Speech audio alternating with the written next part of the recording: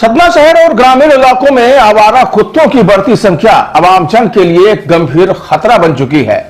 हालात ऐसे हो गए हैं कि सुबह की सैर हो या फिर बच्चों का स्कूल जाना, हर कदम पर लोगों को आवारा कुत्तों का डर सता रहा है। जिला अस्पताल के ताजा आंकड़े इस खतरे की गंभीरता को उजागर कर रहे हैं। साल 2026 के शुरुआती 10 दिनों में ही सतना जिला अस्पताल में 1104 बार एंटी रेबीज वैक्सीन लगाई जा चुकी है।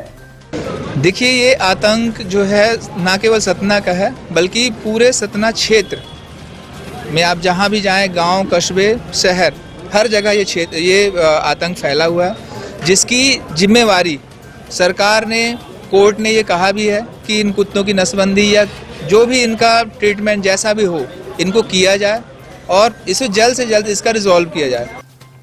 यह आंकड़ा केवल इंजेक्शन की संख्या नहीं बल्कि जिले में बढ़ती डॉग बाइट की घटनाओं का साफ संकेत है। इन 1104 डोज में पहले, दूसरे और तीसरे चरण के इंजेक्शन शामिल हैं, जिससे अंदाजा लगाया जा सकता है कि इलाज का दबाव लगातार बना हुआ है। डॉग बाइट के नए मामलों ने प्रशासन और स्वास्थ्य विभाग दोनों की चिंता बढ़ा दी है। बीते 10 दिनों में 370 नए मरीज ऐसे सामने आए जिन्हें पहली बार एंटी रेबीज इंजेक्शन लगाना पड़ा है। यानी औसतन हर दिन 37 लोग आवारा कुत्तों का शिकार बन रहे हैं। आवारा नाम से डर लगता है, आवारा कोई भी जानवर हो उससे डर लगता है। मुझको तो एक दिन गाय मार दी थी और अब चूंकि गांव से जुड़ा है आदमी तो उस हिसाब से उसको संघर्ष करके बचा, लेकिन आवारा कुत्ते तो बहुत ज़्यादा हैं, तो हमेशा खतरा बना रहता है। बचता है आदमी, बच के निकल जाता है, क्या करे। अब इसके अलावा तो कोई उपाय नहीं है अपने पास। शुभ नाम क्या भैया? दिनेश प्रसाद द्विवेदी। स्वास्थ्य विभाग के अनुमान के मुताबिक अगर निजी अस्पतालों और सामुदायिक स्वास्थ्य केंद्रों के आंकड़े भी जोड़े जाएं तो यह संख्या 150 से अधिक प्रतिदिन तक पहुंच जाती है। डॉग बाइट के मामलों में उछाल का सीधा असर जिला अस्पताल की ओपीडी पर साफ दिखाई दे रहा है। यहां रोजाना 110 से ज्यादा लोग केवल रेबीज इंजेक्शन के लिए अस्पताल पहुंच रहे हैं। इंजेक्शन कक्ष के बाहर सुबह से ही लंबी कतारें लग रही हैं, जिनमें बच्चे, महिलाएं और बुजुर्ग बड़ी संख्या में शामिल हैं। मरीजों की बढ़ती भीड़ के बावजूद स्वास्थ्य विभाग ने वैक्सीन की उपलब्धता सुनिश्चित की है और स्टॉक भी भरपूर रखा है। स्वास्थ्य विशेषज्ञों ने साफ चेतावनी दी है कि डॉग बाइट को हल्के में लेना जानलेवा हो सकता है। कुत्ते के काटने पर घाव को तुरंत साबुन और साफ पानी से धोएं। रेबीज के लक्षण सामने आने के बाद इलाज संभव नहीं होता, इसलिए समय पर वैक्सीन ही एकमात्र बचाव है। डॉग बाइट की बढ़ती घटनाओं के बाद शहरवासियों ने नगर निगम और प्रशासन से आवारा कुत्तों की संख्या नियंत्रित करने की भी मांग तेज कर दी है। लोगों का कहना है कि जब तक नसबंदी और निगरानी जैसे ठोस कदम नहीं उठाए जाएंगे तब तक खतरा कम नहीं होगा।